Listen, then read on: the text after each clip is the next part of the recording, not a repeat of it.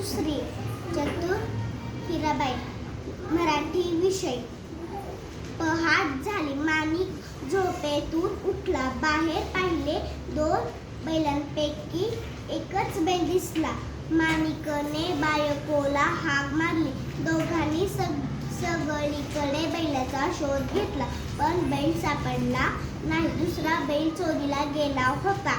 माणिक व माणिकीची बायको हिराबाई बैल बाजारात गेले.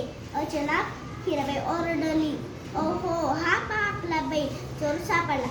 आवाज ऐकून चोर घाबरला. तसे न दाखवता तो बोलला, "हा बैल माझा आहे." दोघे भांडण लागली.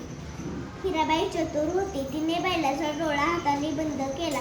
चोराला विचारले, "बैलाचा कोणता डोळा अधू आहे ते सांग."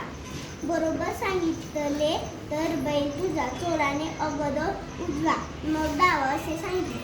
हिराबाईने हात बाजूला केला. बैलाचा कोणताही डोळा अधू नाही असे दिसले. लोकांनी चोराला पकडले. पोलीस आले. चोराला घेऊन गेले. माणिक आणि हिराबाई बैल घेऊन आनंदाने घरी गेले. धन्यवाद.